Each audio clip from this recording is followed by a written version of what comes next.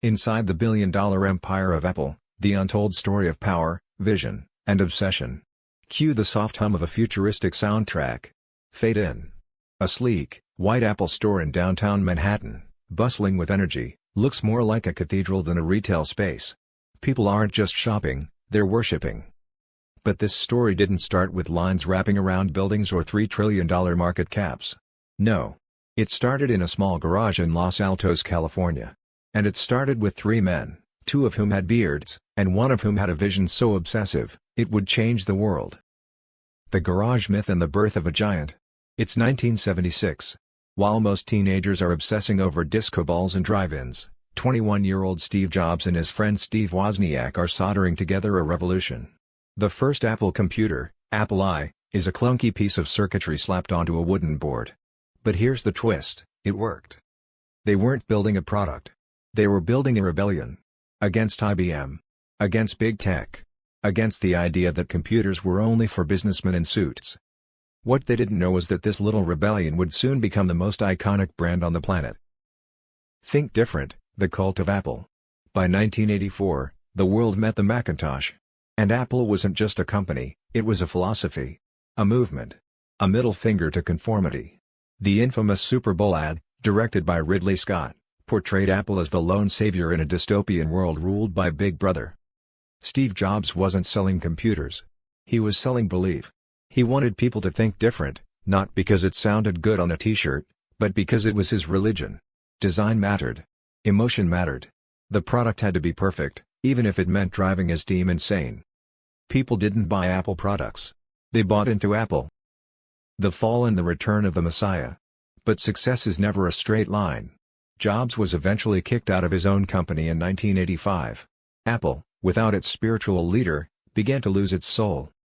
By the mid-90s, Apple was bleeding. Microsoft was winning. The world had moved on. Until it didn't. In 1997, Steve Jobs returned, angrier, sharper, and more focused than ever. He walked back into Apple like a storm. And within a few short years, he orchestrated the greatest comeback in tech history. The iMac. The iPod. The iTunes Store. And finally, the iPhone, the device that changed everything. It was 2007. Jobs took the stage wearing a black turtleneck and blue jeans. What he held in his hand wasn't just a phone. It was a pocket-sized gateway to the future. The iPhone redefined not just how we communicate, but how we live. It turned Apple into a cultural superpower.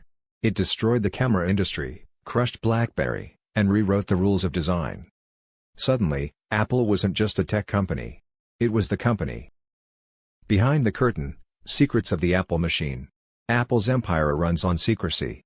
Inside the company, information is locked down tighter than a CIA operation. Employees work in silos. Prototypes are hidden in safes. Leaks are hunted with the intensity of a manhunt. And there's a reason for it: control. Jobs believed the only way to deliver perfection was to control every detail, from the silicon chips to the screws on the back of a MacBook. Today, under Tim Cook's leadership, Apple has become a machine of efficiency. But that soul of perfectionism? It's still there, humming under the surface. The billion-dollar brand, and the world it owns. Apple is no longer just a tech company. It's a trillion-dollar ecosystem. iPhones. AirPods. MacBooks. Apple Music. Apple TV Plus.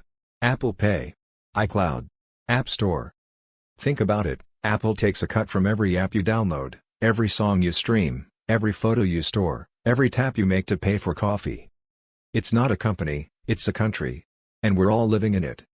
In 2023, Apple reached a market cap of $3 trillion, yes, trillion, making it the most valuable company in human history. That's more than the GDP of entire nations. But how? The obsession with perfection. The secret? Obsession. Every pixel, every corner, every swipe, Apple sweats the details. And it's not just about the hardware. It's the emotion you feel when you open that pristine white box. That little chime when you power up. That magical feeling when your AirPods sync without pressing a button. Apple doesn't just design products. It designs experiences.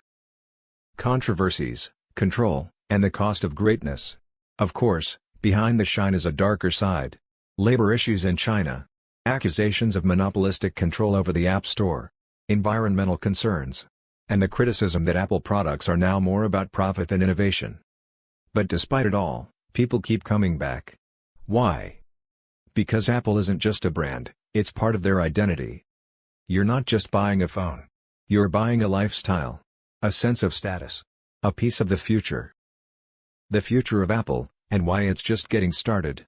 Now, Apple is setting its sights on the next frontier: artificial intelligence, health tech, and possibly cars. Imagine an Apple car, sleek, silent, smarter than anything on the road. Controlled from your iPhone, updated through the cloud, and designed to perfection. Imagine Apple glasses that replace your screen, your keyboard, your world. Imagine a future owned by Apple. And this is just the beginning. If you think you've seen the peak of Apple's power, think again. The empire isn't slowing down. It's expanding. And what happens next could change everything. Don't forget to like, share, subscribe, and turn on notifications for more explosive stories from the world of business, money, and power. Stay tuned.